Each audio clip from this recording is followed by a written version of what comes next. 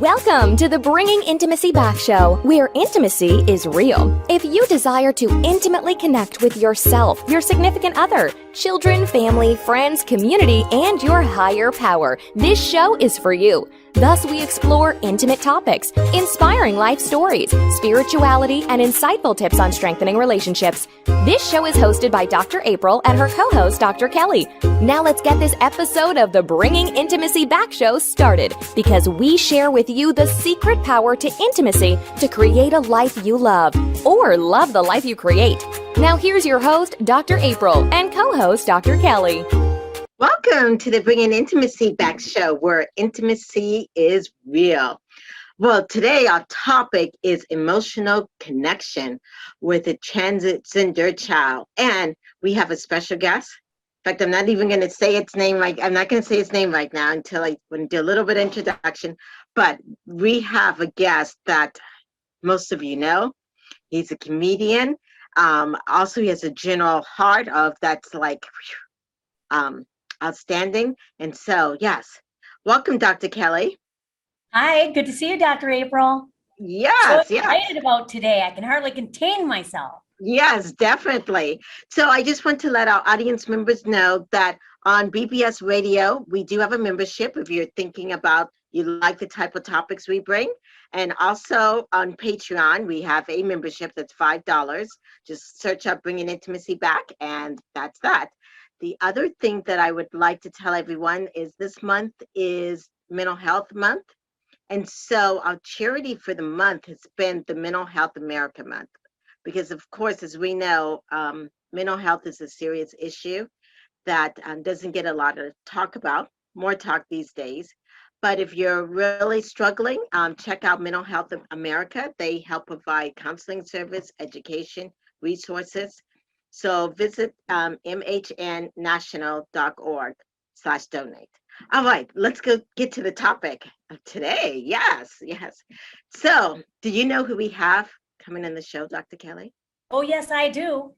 Colin Mochrie. Yes. Of course, we all know him as very humorous.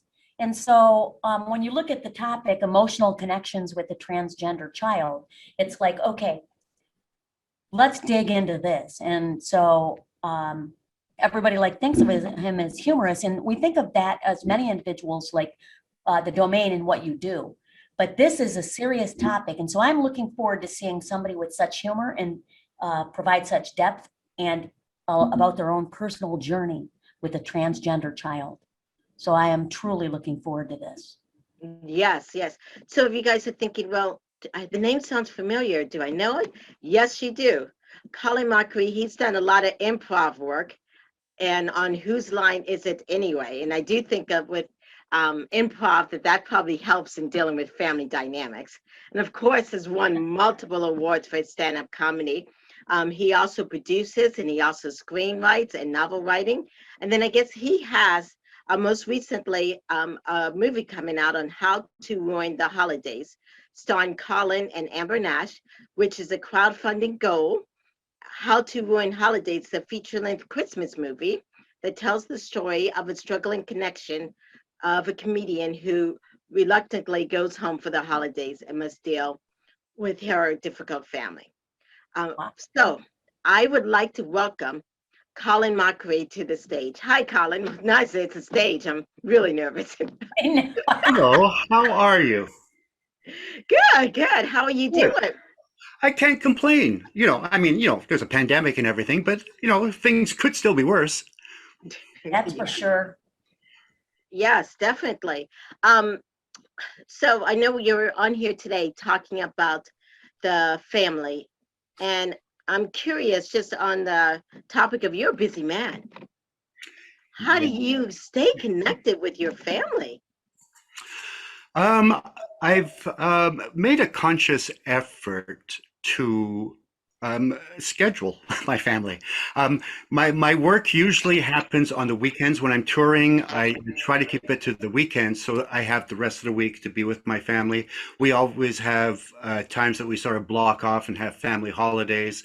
They're a major part of my life, so I certainly don't want to shut them out anyway. We're constantly talking. And with the technology today, it certainly makes it easy with things like FaceTime and Zoom to at least stay connected. You can still see the face of the person you're talking to rather than a scrambly little long distance party line. And so, Yes. okay, so I'm a little old. I remember the old party line, but yeah, my family has always been really important to me. I've always stressed that I love what I do, but that's my job. It's not my lifestyle. Right. I know you have Kinley, and we'll be discussing your journey and about Kinley today, but how many children do you have? We just have Kinley. Oh, wow. Stopped Yeah, at, you had one perfect child and you just stopped. I know it worked out beautifully. My Great. wife and Thank I, you so much like your wife. yes. Well, well, I was going to say we met late in life, which makes it sound like we're in the 80s, but we were in our 30s, I guess. And Deb was 37 when she gave birth to Kinley. And we tried for more. It didn't work out. And we just thought, you know what? We have a really good one. Why tempt fate? Let's stick with this. And it worked out for us. Yes, yes. And so I love to sometime even hear the story of what makes your wife so special to you. What's, Yes. yes. Oh, okay. I'm glad we're starting with the simple questions.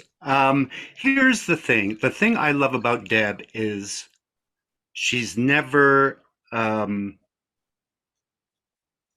satisfied with who she is. And what I mean is, um, throughout our life together, there's been obstacles that she immediately attacks and finds a way to make it better. For example, menopause. Not a happy time in people's lives, Right. but she did all this research. We would talk. I've never given flowers so often in my life as during that period. But we're both Star Wars fans. And one day she said to me, okay, you know that scene where Luke goes into the cave, sees Darth Vader, and they have a fight, and it turns out it's actually him? Whenever you come home and I say I'm in the cave, that means you go away. Just go to another part of the house. It's nothing against you. It's just I'm not in the right space of mind. So things like that. And she is the communicator of the family. If there's any kind of a problem, I tend to let things fester. She nips it in the bud and makes sure we talk about it and get things out in the open. Um, and she's just lovely. She's a very empathetic woman. She's an activist. She is a big family person. She's sort of the family glue that keeps the family together. She organizes all the events. She is there for all the birthdays. I mean, she's really everything I'm not. She's just amazing.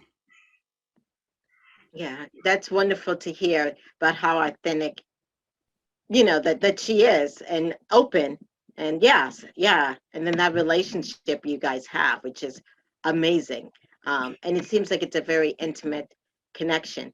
So as we start this show off, and it's about intimacy, how do you define intimacy? All right. I think being intimate with someone is um, being in a space where you are comfortable enough to be vulnerable, to be open, to support, and just be there for someone physically and emotionally. And this is something I've learned through Deb over. She's done a lot of work. God bless her. And through her, I've learned certainly to be much more open, to be more vulnerable, which has not only I think helped me in my personal life, but also extended to my professional life. Improv can be a very intimate art in a way, in that the people you're working with, if you've just met them, you have to build up an immediate trust and an immediate um, vulnerability to be open to everything that may come your way. So it's a very, I wish more people were intimate, don't you? Yes, it's same. Yes, yes. And I love improv. Yes, definitely. I remember watching the video that you had spoken about when you first heard about your daughter Kinley and her desire to go through a transgender process. You said in improv, there's a theory. Now, I'm not going to say it just like you, but please guide me. And you said it's called yes and, which means you're handed something and then you have to trust and do something with it. Can you speak into that a little bit?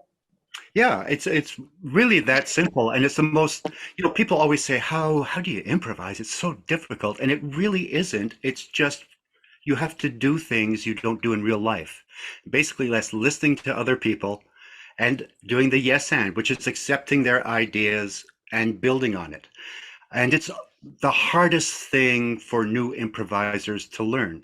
Because, I mean, and it just sounds so simple, but your their immediate reaction is to go, "Oh no, I have a better idea," instead of accepting the idea and building and see where it goes. So yeah, through improv, I've learned to be certainly much more accepting, and I've learned not to have any preconceived ideas going into a situation, whether it's going for a bank loan or meeting a new person or whatever, just going in, trying to be as open as I can to whatever the situation is. Wow. Did you, in the sense of raising your daughter, did that start immediately when you were, when you have a kid and then you both are traveling and stuff? Hmm. Yeah. Absolutely. I mean, we were a really great unit. And when Whose Line started happening for me, Deb said, you know what? I'm going to, because she is an actress, an improviser also, she hired me at Second City. That's how we met. And she said, you know what? I'm going to She take a was step back. jealous. Yeah. She said, I'm taking a step back and just going to concentrate on Kinley. And which was amazing. I wish I could say I would have done the same thing if the tables were turned. I can't say that positively, but she did, and I think Kinley's life was all the richer for it. And as I said, I would always consciously make efforts to make sure I was there as much as possible. But there was a period, especially at the beginning of Whose Line, where I was away a lot, and that was really difficult. But as Kinley grew older, I got to be there much more, and we became a really strong unit. Everybody has each other's back. The communication is always open, sometimes a little too open. Or some things I'd rather not know about. But yeah, so I certainly really lucked out in that area. Okay. In your own family growing up, was there that openness too? Sorry, I didn't mean to laugh. I would say no. My family was we were a Scottish family. I was born in Scotland. There it was very old school. Um, there was never, they never threw "I love yous" out there a lot. I mean, we knew we were loved, but it was um, there was always sort of a barrier there, and that was I mean, from my parents. And again, let me say, I had a great childhood, and they were lovely people. But I made a conscious effort that every day I would tell my child that I loved them and really work at listening to them. Because sometimes I felt in my own upbringing that wasn't something that was done. So as we talk about the emotional connection with Kinley, can we dig a little bit into the very first part of it? Now, of course, you're telling part of her story and your story and your journey, but what was your first emotional reaction when she came out to you? If that's the, like, can you tell us about that initial, you Yeah, say I mean, come out, but what I mean is like, go back to that day when the journey began, when you were given that yes and. there was so many aspects to that day that had nothing to do with Kinley that made it. All right, here's what happened. I was doing some shows in India. We flew back, my partner Brad Sherwood and I, we flew back to Boston. That night we did another show. The next day I went to LA because we were doing Whose Line.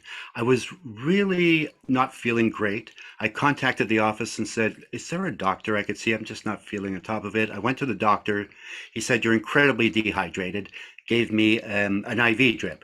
Then he said, "Has anyone ever mentioned the heart thing to you?" And I went, "No, what would that be?" So he took me into his other office, did an ultrasound, and he said, "A couple of your ventricles are leaking." And I said, "Oh." And he said, "You know what? You'll probably be fine. Don't worry about it unless something happens." And I went, "Like Just a your heart heart. attack?" Or Yes. so, so that I'm driving home, and then I had an allergic reaction to the tape that held my IV in. So my body was totally covered in hives. And when I get home, Deb calls me and says, "Listen, is transitioning to a woman." And my first reaction was, I have holes in my heart.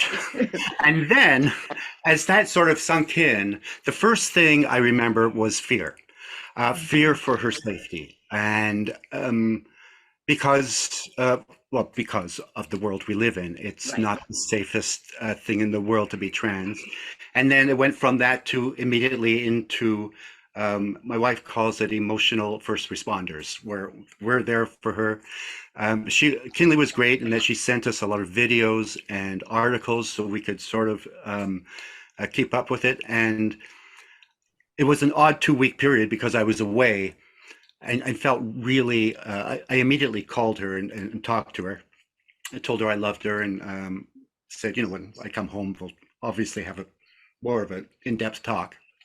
And then just walking in the door and seeing her, just going, oh, it's my kid. There's nothing different here. She's just about to wear a new coat. That is such lovely how you put that. There's nothing different. That's my kid. Yeah, I mean, she's again incredibly fortunate with the child that we had. She was incredibly easy as a baby. She was fun. She was curious, incredibly empathetic. When new kids would come to school, the teachers would take them to her because you know, she would show them around, and she's just a very loving person. She's more of an activist now. Just really proud. I mean, all you ever really want is your kid to be better than you, and she is above and beyond what I was at her age and now. Okay. Was this a shock for you, or did you see it coming over the? It was it wasn't really a shock. You know, as I said, we've been very open, and um, she was always curious about sex. She would always she told, oh, I'm trying to think of the sequence of events. I think the first thing she said was that she was bi. And we went, oh, okay, fine, whatever. And then we were going to Japan. And she said, you know, when we're in Japan, I'd like to explore more of my feminine side. I like to maybe wear dresses and things like that. And Deb actually said, oh, are you considering changing your sex? And she said, oh, no, I just want to experiment with it. So we went to Japan, and she was wearing, one of the best moments there was when we went to a store. Deb and Kinley came out of the dressing room wearing the exact same dress. I thought, how exciting. Yes. And then from there, it seemed like a natural progression. I mean, you're always a little, I don't even know if shock is the right word, but you are taken Right. aback. But then you know, we quickly accepted it. How old was she when she began the trans journey? 26, I want to say 26. So you from like 0 to in the 20s, it was 20. When did you start calling Kinley? Well, there's a whole other story there. Because I know it's a journey. But It was an incredible journey. It's not, I mean, it's not odd. We were very open with each other, and yet she still found it difficult to approach us with this news. Right. Of course. And when she did, it became a kind of a blurty thing. I'm transitioning. My name is now Hannah, and just and our first thing was Hannah, because my wife's best friend's dog's name was Hannah, who humped. Her thing was she'd just hump everything. And we said, did you name yourself after Hannah the Humper? She said, well, I just always liked the name. And that was our biggest sort of stumbling block. And then she came up to us afterwards and went, you know what? I feel like I want you to be a part of this. I felt because I was so nervous, I just kind of blurted anything. Give me a list of names that you would like me to consider. And if I see one Hmm. I like, I'll take it. So, Oh, yeah, you had the first choice to name. yeah, So, so we yeah, did. So, um, Deb has Irish backgrounds, and Kinley is an Irish name. And there were a couple of names that she also liked, but she said, I don't feel I can have them because I don't look feminine enough. I don't think it would suit me. But Kinley, I think, speaks to me, and since then she's been Kinley. Wow, that's amazing that like you said that you had the chance to actually name your daughter. Oh wow. Well, we're Yeah, going to do I think that was one of the greatest gifts that she gave us during this to sort of be, I know, comfortable and confident enough in herself and in us that this was a good decision. And I think ultimately it much better than Hannah. Nothing against Hannah's. I yeah, know of a course. lot of lovely Hannahs, but I'm this worked sure out. Wednesday doesn't like being called hump day either. But Colin, why your voice is so important today is because you are speaking as a father who now has a daughter. And there are so many people in this world who have children who are transitioning or going through sexual identity and all of that. And your greatest fear was for the safety. And for many people, it's not their first thought.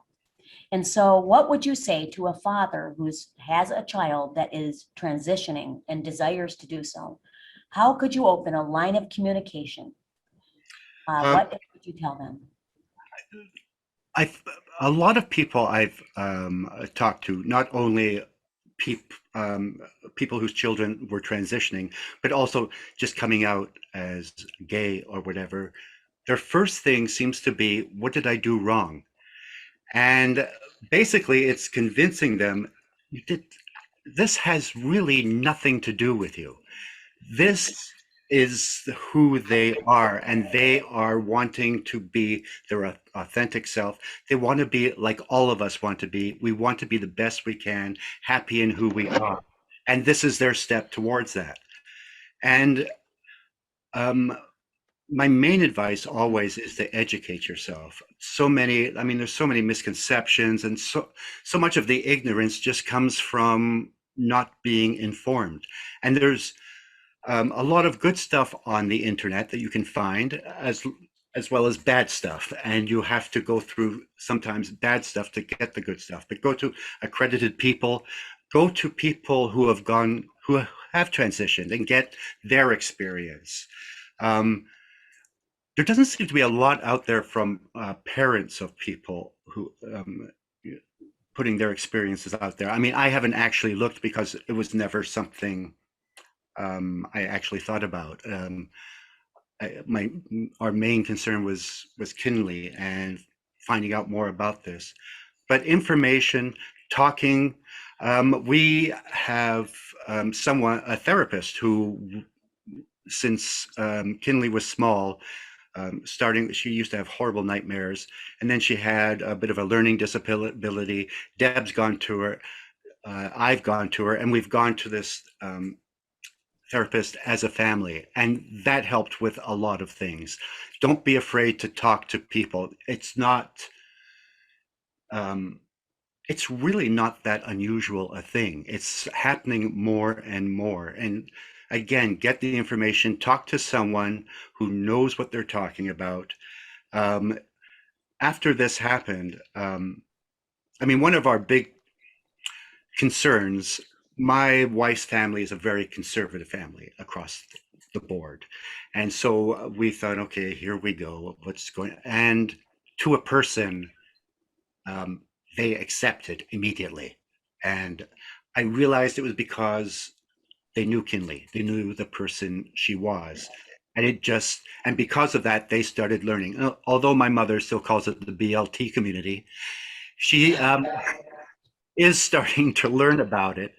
And my wife's mother, who is 94 now, she heard about a trans man was talking at a local church about the experience, and she said, "Can we go? I just want to learn more about this." And I thought, man, if younger people, and that's pretty much almost everyone on the planet, had your sort of empathy for your family, wanting to learn and find out what it exactly is happening.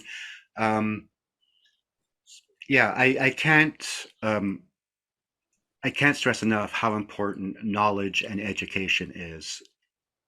Yeah, thank you definitely for sharing that powerful statement that when your child is going through a difficult time or a difficult or transition or whatever the case may be, as a parent, it's not about you. You got to be there for your kid. And then the importance of educating yourself about the topic. Yes. Well, we're going to take a short break. When we come back, I want to get more into how, as parents, for us not to put ourselves into, what did we do wrong? And not to take on our own stuff and focus more on the kids at hand. We'll take a break and we'll be right back. Are you wanting a vacation in paradise? A vacation to rekindle the passion? A vacation without the kids?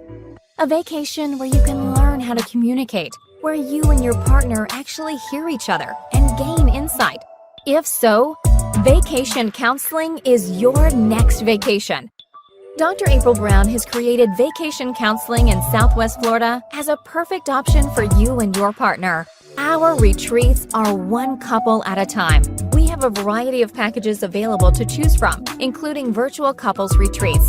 If you and your partner are interested in the vacation counseling, please visit us at vacationcounseling.com for more information on pricing and packages. Also, follow us on Instagram and Facebook.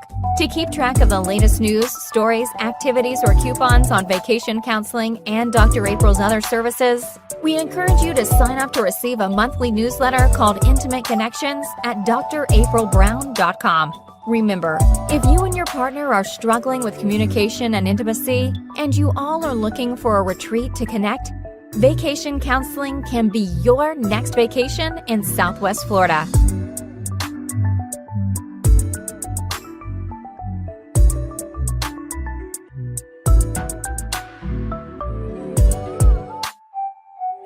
Welcome back to the Bringing Intimacy Show, where intimacy is real.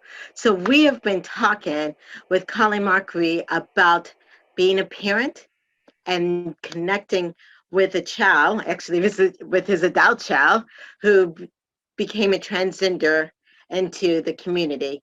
And having that, one of the most powerful things he said was that when your child is going through a transition or, going through something, we can't as parents always just say, what did I do wrong? Jump into the pot. How did you stop yourself from that, or if that was just straight knowledge? I never think I do anything wrong. So it's kind of perfect. um, well, I just, it didn't seem, it didn't seem like it was part of the process. I never thought whatever choices I do would affect my child's sexual preference or gender preference. It just wasn't a part of it. It was immediately, immediately went into support mode and went for whatever Kinley needed at that moment.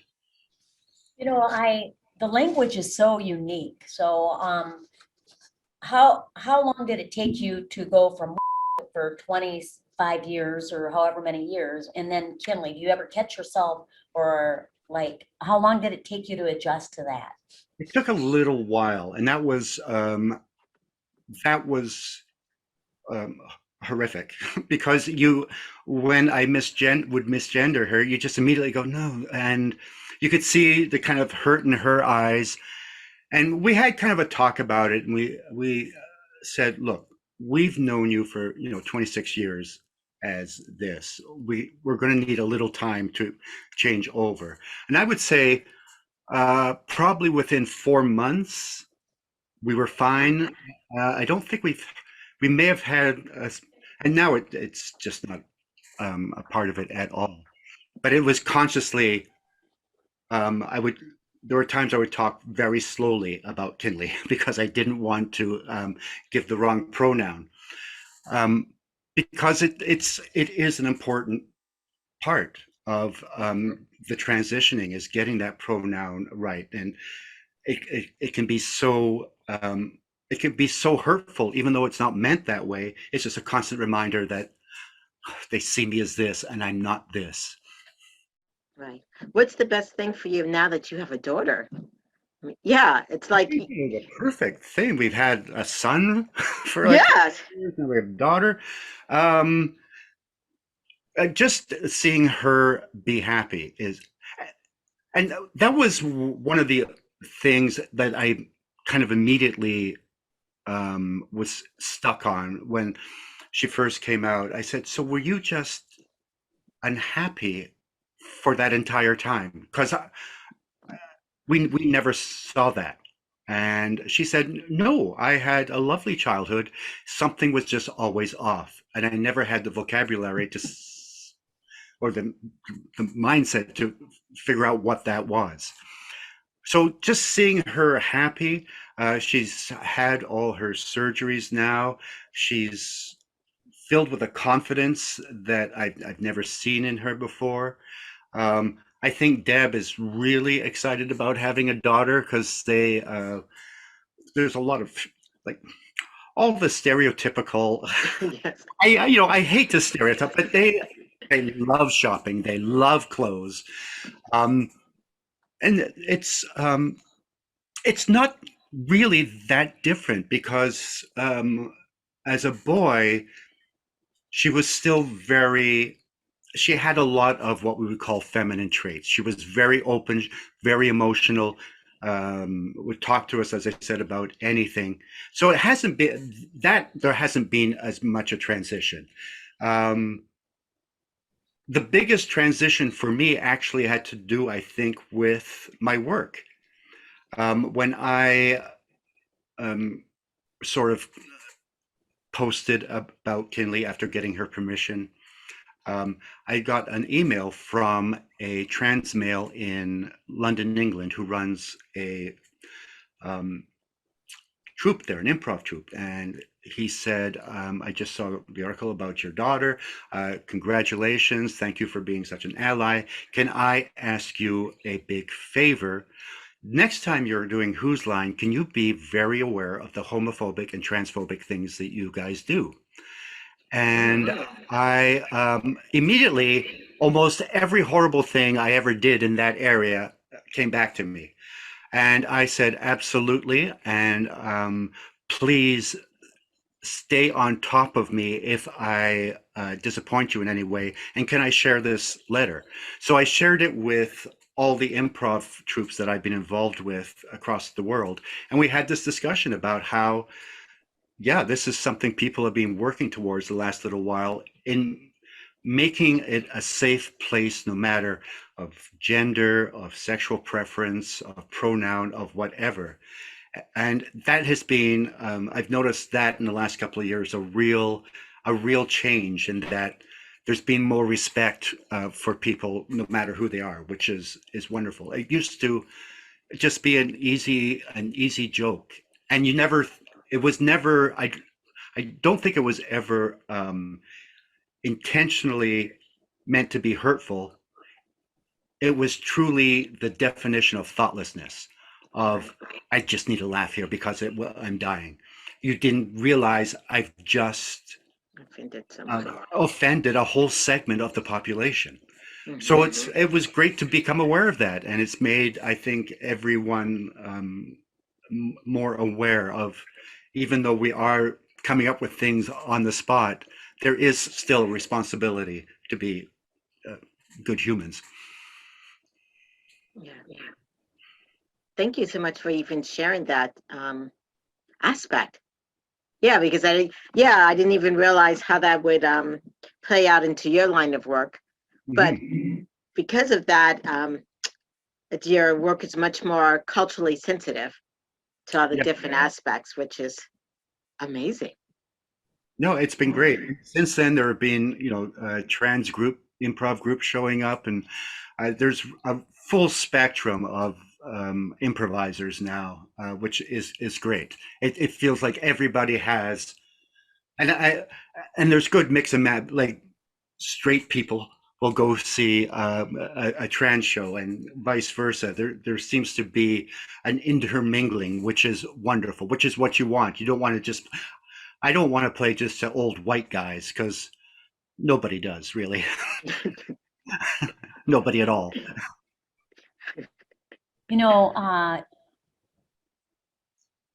the language is so difficult sometimes, all the pronouns and this and that. And, I think that if people's intention are to be kind and open and learn and be gracious, then, but it's kind of reminds me of when somebody dies and some people don't even know what to say.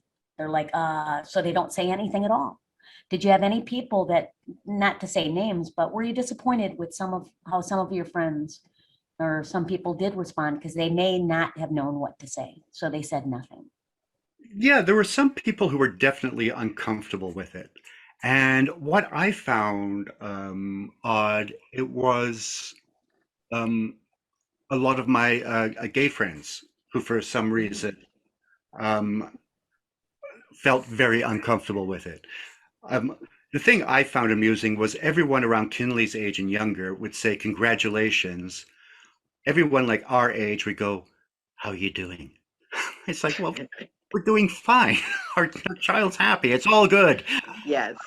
And again, it just comes down to educating. So we've taken to educating. And of course, all our very close friends were incredibly supportive, and they all count Kinley as a friend of theirs. So um, Kinley was lucky that she had an amazing support group amongst our peers, amongst her own peers. Um, so she was very fortunate in that way because I know a lot of people going through that transition don't have that support system. Okay. You Yeah. can say, our child is alive.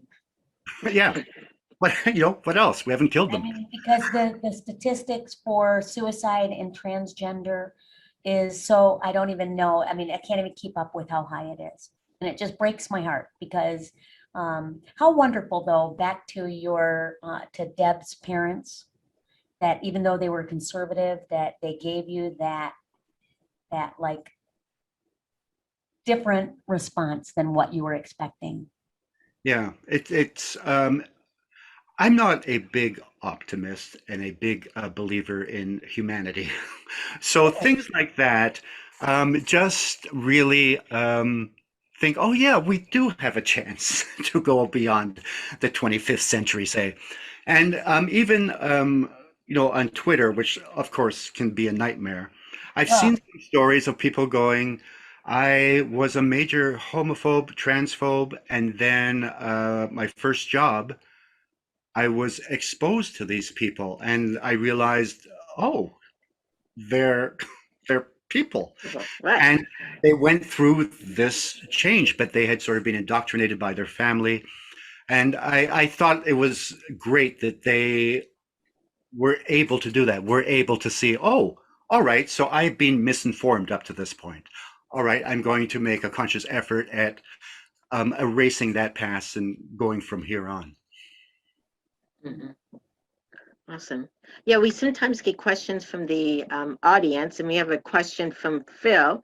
And Phil's question is, I guess, because our topic is dealing with emotional connections, how, as a husband and a father, can you create that emotional intimacy? Because his wife is always stating that he's not there for her emotionally, and he thinks this also relates down to his children. What suggestions would you give him?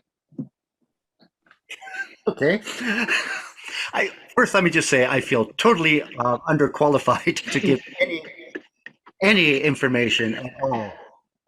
But for me, I'm going to say, Phil, I was probably the same way when I first got married. I mean, I loved my wife beyond. She is an incredible person.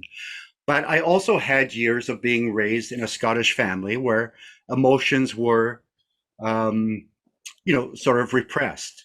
And you have to learn to get those emotions out. And part of that is having trust in your partner and actually listening to them. And through listening, you get an emotional response to your partner, and then you can empathize and love or whatever the moment calls for. And your partner sees that. They see when you're taking an active part in their life, not just being a passive. And not only during the rough times in a marriage, during the good times, make sure that you're always on top of it because it's so easy to take it for granted and just let things slide. It's relationships are work, and it's a good work. It's when when you're at your job, your occupation, and you hit an obstacle, you sort of go, okay, what do I do to get past this? And you're involved and you want to solve it. The same thing you have to put in your relationships. Every little problem or every big problem doesn't mean that's it, that's the end. It's you have to find a way to work through it, and usually you have to do it with the person that you love, and together you come to a solution, find ways of compromise or whatever that gets you past that bump. Yeah, I love that. Oh, go on. I was just going to say how great that you're on the same page, because so often couples divide, let's say after the loss of a child. And in some cases, for some people that that are really have a difficult time with losing, let's say losing, Mhm. and so grieving that loss or just rejecting altogether. So that if one spouse feels different than the other and one parent feels differently, I'm sure that it's very divided. I don't know the research on it, but I don't even like to think about research. These are people, not statistics. And, So and how wonderful that you and Deb are. yeah, I think that's an important part also of a relationship is having those talks about, especially with raising a child. We had conversations about how our parenting style was going to be. We weren't going to be incredibly strict, but we also were not going to let things slide. Um, okay, I'm going to sound really old now. Manners was a big thing for us. And to that end, Kinley is one of the most polite people, always thanking, always a please. Even when she is in the crabbiest mood, she will still she will never forget her thank yous and pleases. And um, starting that off as a toddler, I think was really beneficial to her as a person. It taught her to respect other people because, everybody is worthy of a please or a thank you. From, the man taking your garbage and putting it in his truck to the person you're giving an order to at a restaurant. Everyone deserves that moment of you acknowledging what they're doing for you. Yes, wonderful. Yeah. We have another question from Mary, and Mary question is, since we're, I guess, talking about emotions, what do you do when you start to feel an emotion that you don't like? She says it's hard for her, so she just stuffs it, but she knows that's not the best thing to do. So what would be your suggestion when you feel an emotion, you're in a situation and it's painful? Yes. Okay. Emotions. Emotions. Yes, and emotions. I mean, a lot of times you really have to study yourself and find out why you're feeling that emotion.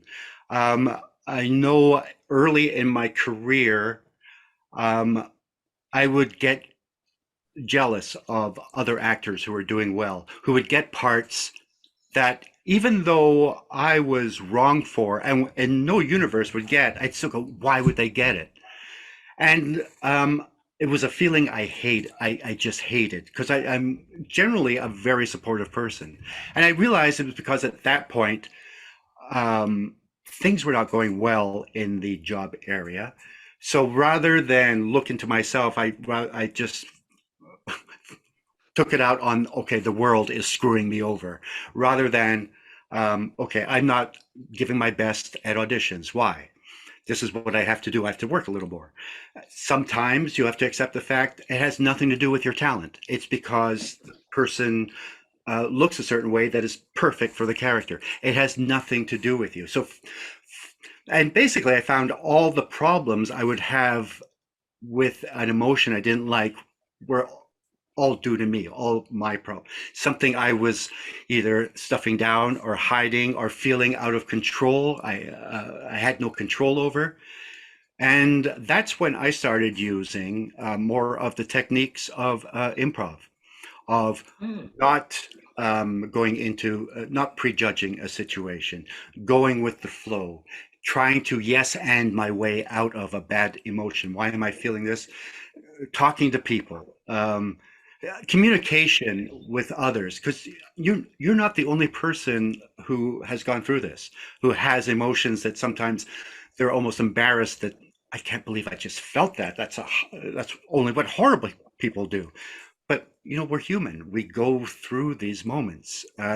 Just find out what the root cause is, and sometimes it takes a lot of introspection to find, oh yeah, it's just I'm really petty at this moment because of whatever. Look at this Yeah. vulnerability and intimacy. I'm so grateful that we get to see this part of you. Thanks so much for sharing that. Oh, anytime. I'm an open book. I mean, what's the alternative, really? Yeah. I've been incredibly fortunate in all aspects of my life. I'm making a living doing a job that didn't exist when I grew up. I met a beautiful woman who I've married. I have a great daughter. So why not share those experiences and try to help, others? And I'm not the best at it, but I'll try. I have a question. It's not even from a listener, it's just me. I know it's a bizarre question, but I've been known for worse. Are you a third born? What's No, your birth order? I'm the oldest. The oldest? Mhm. Does that throw, what does that mean? No, third Nothing born. worse when a doctor says, that's interesting. I know I'm not supposed to say, thank you. No, it's because third borns are known for humor. And I wasn't sure if you were a first or a third, so I wanted to just ask. No, Because third borns are known as the more humorous one. But when you said that you were somewhat jaded and not an optimist, I wondered if you used improv as sublimation. It's an acceptable it's an acceptable outlet. yeah, it is. I mean, you could probably just spend hours on me because I don't really understand. I'm a very shy person, very quiet. Our neighbors would go, "What? How is he on television?" And my wife calls the guy on Whose Line the other because it's so not me. Um, but in that area, I feel safe. I know what I'm doing. Surrounded by people I trust and know that they have my back. And so it's the best place in the world for me, aside from my home with my family. So, yeah, improv has helped me through a lot. Awesome. Wow, that's just amazing. Yeah, where did you get your humor from? I'm not sure. When I was growing up, I just have this image of me watching television all the time, and it was all comedies, Okay. movies, and it seemed like it was a real golden age, like the Dick Van Dyke Show and the Carol Burnett Show, and all the Monty Python, SCTV. They all they just fascinated me and made me laugh and made me sort of, in a way, okay, what are they doing that's making me laugh, and how are they and real studying and stealing a lot of their their stuff to be to become a comedian. Wow. Yeah. Well, Colin Mochrie, you have totally inspired me. Yeah, I used to love improv when I was younger, and I recently was researching. I found a little improv thing down in Naples, and I was like, I need to check that out just to as something as a stress reliever and stuff. So yes, I'm definitely going to check that out. I'll go down Yes, there. as a hobby. I'll go down there. Okay, yes, I definitely. would suggest everyone should take an improv class because it's, I mean, even if you're not going to become a professional improviser, Right. it's a great skill to have. You build your confidence in front of people, you learn how to talk to groups. I've been doing a show with a hypnotist where he'll hypnotize audience members and then I do improv with them. And there was one woman afterwards, I was talking to her, and she was the star of our show that night. She said, I suffer from like crippling social anxiety. I have no idea why I volunteered, but for that hour, I have never felt better in my life. I'm going to take improv classes. And I thought, oh, great. So it is kind of an essential service. Indeed. Definitely. Well, definitely. We thank you so much for being on the show. You are welcome back anytime. It's been amazing and so informative and so much information, especially for parents out there, and of them being able to accept, like you said. And sometimes it's just not about them, Yeah, and being able to, like you, and I really do admire also the advice that you gave the gentleman who asked the question was about sometimes it's just if you actively listen, you can actually feel, and have that emotion. exactly. Yes, definitely. Thank you so much again for being on the show. Yes. Sorry Thank you. for the phone. Oh, okay, that's okay. Hello? Thank you so much. It's so nice to meet you. And best to you and Deb and Kinley. Oh, thank you. Lovely meeting you both. Yes. Well, we have some upcoming shows that I just want to mention. June 3rd, we have Ashley Cobb, sex influencer and educator. Melody Ann Streety is coming on June 10th. Dominique Drew, What Men Want in Dating and Intimacy on June 17th. And Leonard Sturdivant, The Pursuit of Vertical Intimacy. Well, that's an interesting topic. Yes. Can't wait. And don't forget to follow us on social media. If you want to be a part of the Bringing Intimacy Back community, request to join the Facebook group, our Instagram, TikTok, Twitter, YouTube, and of course, our Patreon. Yes. This has been the Bringing Intimacy Back show. Thank you guys so much. We'll see you guys next week.